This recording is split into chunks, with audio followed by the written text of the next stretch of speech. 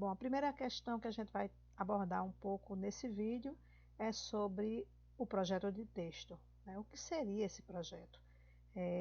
Basicamente é você saber organizar as ideias quando você se deparar com o tema da redação que você vai fazer no Enem. Então, 12 passos que eu trago aqui para que você possa perceber como construir seu projeto de texto antes de fato, você iniciar a sua produção textual. Uma primeira coisa é analisar a frase tema. Quando você observar qual é a proposta que eles estão pedindo, né? Você primeiro analisar. E como é que você vai fazer essa análise? Então, são várias questões que você vai fazer. Primeiro, você vai fazer perguntas a partir das palavras que estão na frase, certo? Na frase tema. Depois você vai ler os textos motivadores, que é importante você ler cada um deles e definir qual que você quer utilizar dentro da sua redação. Que ideias ali serão interessantes para você. Nem todos os textos motivadores você vai utilizar, mas algumas questões ali vão ser importantes para você. Uma terceira coisa, aliás, uma quarta coisa é criar sua tese. Qual é a ideia que você quer trazer, qual é a sua opinião sobre aquilo que você leu, né? O que é que você de fato quer defender dentro da sua redação? Que ideia você vai trazer para argumentar, certo? É a primeira questão. E daí você vai elaborar argumentos. No mínimo, eu digo que você pense em 2 argumentos para defender sua tese, certo? O que é o argumento? É aquilo que você vai propor para desenvolver. O argumento é exatamente o desdobramento da sua tese. Quando você pensa na sua tese, você vai precisar pensar questões. Como é que eu vou abordar essa minha tese? Como é que eu vou defender essa minha tese? São os argumentos, tá? Em sexto lugar, você vai identificar os repertórios para fundamentar os seus argumentos. Então, você já pode trazer algumas questões lá dos textos motivadores, mas também você pode, com o seu conhecimento anterior, né, conhecimento acerca daquele tema, né, tomara que seja um tema que você tenha domínio, para que você possa trazer um repertório. Por isso que é muito importante ler sempre várias temáticas sobre vários eixos, né? Assistir alguns seriados, documentários, ler jornais, tá? Sempre estar atento, atualizado às notícias do dia a dia, né? E saber um pouco de tudo, saber um pouco de política, saber um pouco de educação, de saúde, de esporte, de leis, né? Então é importante você conhecer um pouco de tudo. Lembrando que também para o repertório você pode trazer ideias de filósofos, de sociólogos, de cientistas, né? Na sua redação você vai precisar colocar as várias áreas, não só uma área específica, mas quanto mais você enriquecer com áreas, né, as áreas, tanto áreas de humanas, quanto a área de exatas ou a área biológica, das ciências, né, como a de linguagem, você pode trazer um repertório vasto para a tua redação. Em sétimo lugar, você pode trazer dentro desse seu repertório dados estatísticos, né? Se houver algum lá nos textos motivadores, melhor. Algumas leis, alguma pesquisa que você identificou sobre aquele tema, né?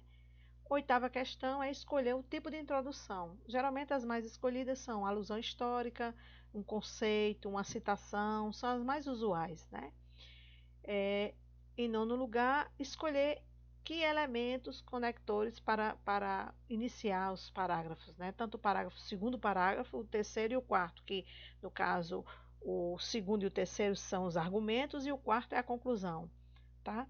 E o décimo ponto para não repetir palavras, você deve usar elementos coesivos, como sinônimos, pronomes, uso de elipse, né, tipo apagar uma palavra. E a gente vai ver na nossa aula hiperônimos e hipônimos, que é um conteúdo bem interessante, mas eu já vou dar um breve resumo aqui.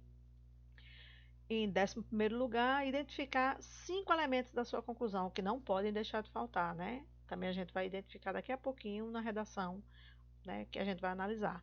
E por último, que é muito importante, fazer uma revisão do seu texto, fazer uma leitura, verificar se tem alguma pontuação que está faltando, alguma acentuação, algum erro ortográfico, tentar, né, corrigir. Isso no rascunho, porque quando você for passar limpo, já deve estar tudo ok, certo? Bom, a gente vai fazer agora uma análise de uma redação.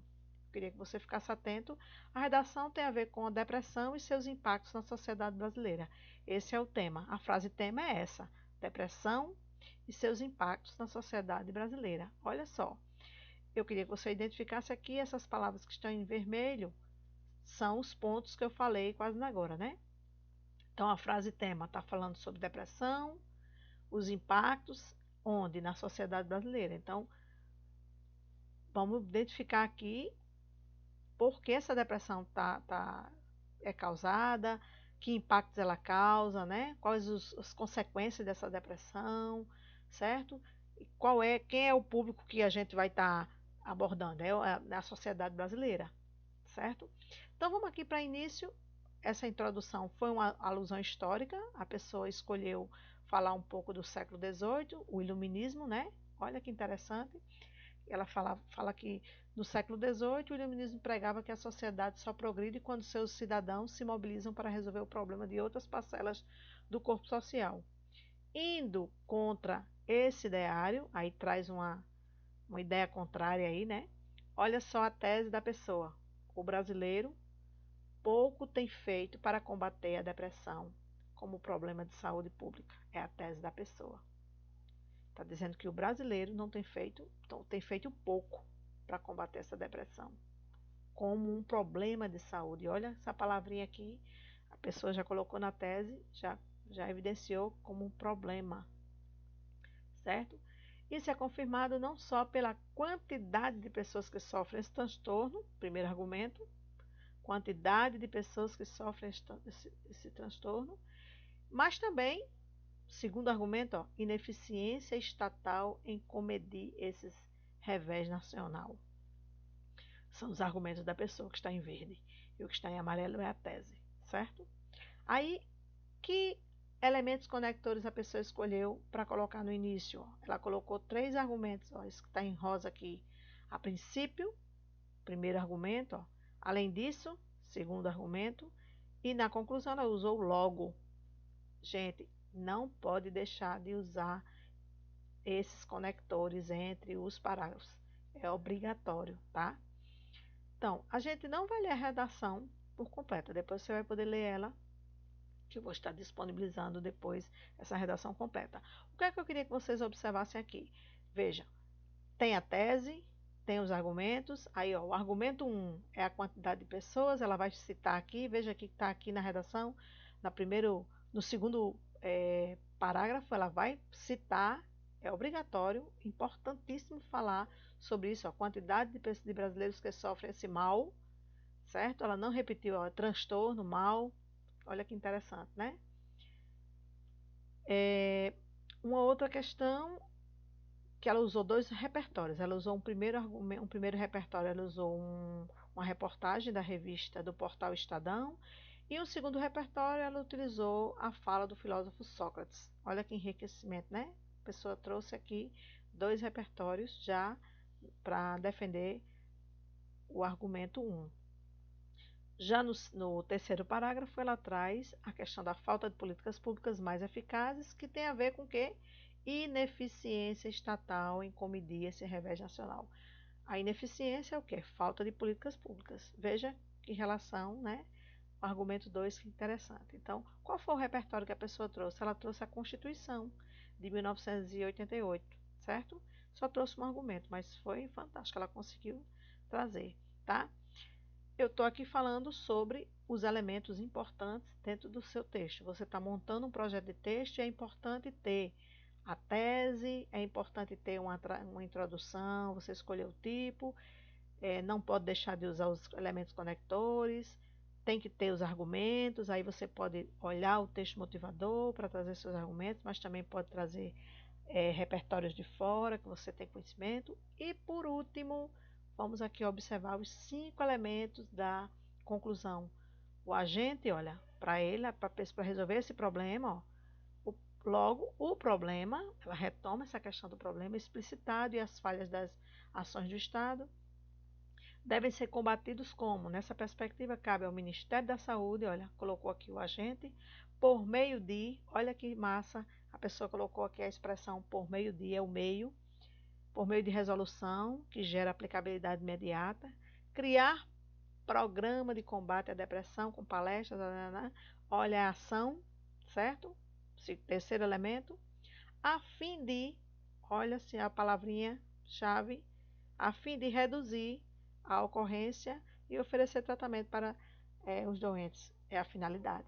Assim, o Brasil estará cumprindo a lei e seguindo os preceitos iluministas da sociedade. Olha que interessante, no detalhamento a pessoa retoma a ideia do iluminismo, que ela iniciou lá na introdução, olha, o iluminismo. Então ela faz esse repertório, está legitimado e está produtivo. Por quê? Porque a pessoa utiliza argumentos, tá? E a pessoa também faz essas retomadas todas.